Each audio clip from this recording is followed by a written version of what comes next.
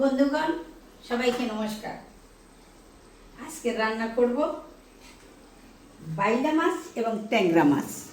বাইলা মাছ এবং ট্যাংরা মাছ দিয়ে সঙ্গে থাকে তরকারি গাঠি। এটা মুখি গাঠি বলে, তারপরে আমরা বলি কি কি গাঠি, এই কসুর গাঠি। এখন এটা কোন গাঠি বলতে পারবো না, আমরা যেটা বলি ওইটাই বলো। ওই দিয়ে আমি রান্না করব। দেখেন একটা সিম্পল রান্না, আপনারা দেখেন। আমি রান্না শুরু করি। প্রথম আমি চুলাটা অন করব। কড়াই গরম হইতে হইতে আমি প্রথম মাছ মাখার জন্য দিয়ে দেব হলুদের গুঁড়ো,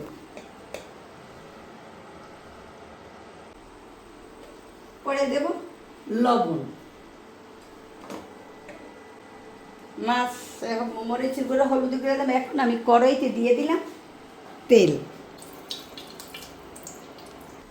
তেল গরম হইতে হইতে আমি মাছটা মাইতে নিই। ট্যাংরা মাছ আর বাইলা মাছ দিয়া কিন্তু গাঠি খাইতে খুব স্বাদ। আপনারা কতটাকে খাইছেন বা খাবেন জানি না, কিন্তু আমরা খুব পছন্দ করি।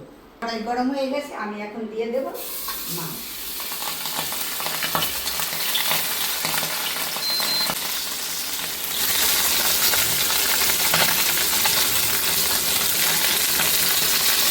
মাছগুলি এখন ছিঁড়ে দেবো।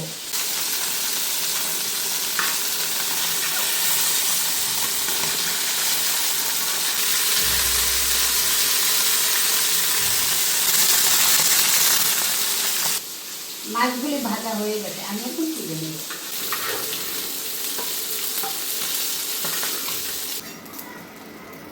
এখন আমি মাছ রান্না করার জন্য চুলায় কড়াই দিয়ে দেব। কড়াই দিয়ে আমি এখন কড়াইতে জল দিয়ে দেব। জলগুলো ফুটতে আসে, আমি দিয়ে দেব গাঠি রান্না করার জন্য হলুদের গুঁড়ো।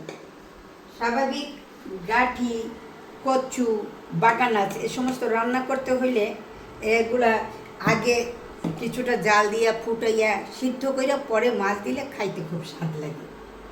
দিয়ে দিলাম স্বাদ মতো লবণ, পরিমাণ মতো মরিচের গুঁড়ো। জলটা ফুটে উঠলে পরে আমি দিয়ে দেব গাঠিগুলো। জলটা ফুটে উঠছে, এখন দিয়ে দেবো আমি গাঠিগুলো। সঙ্গে দেবো 2টা পাকা কাঁচামরিচ।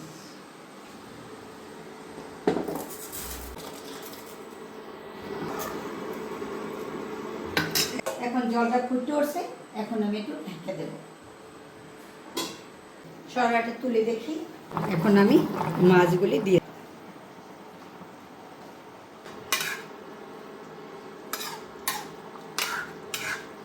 গাঠি হয়ে গেছে, এখন আমি নামাই। কারণ আমি একটু তখন আমি তেল দিই নাই, এখন তেল দেব।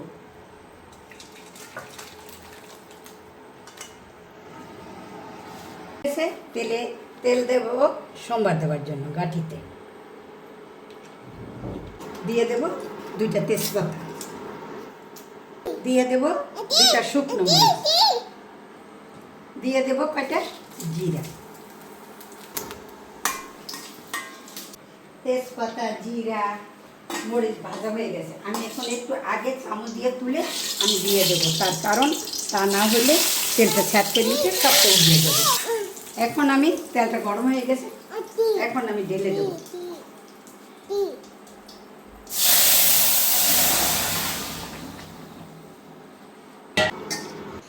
এখন আমি দিয়ে দেব ধনিয়া এবং জিরা টাইয়া বাইটা।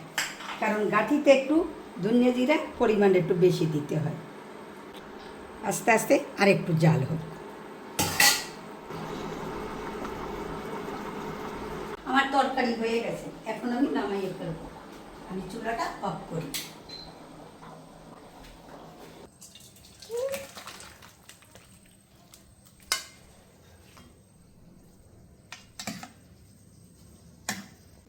আমরা সবাই এইভাবে রান্না করি ঘরোয়া পরিবেশে, মানে এটাই ময় মশলা কম দিয়ে রান্না করি।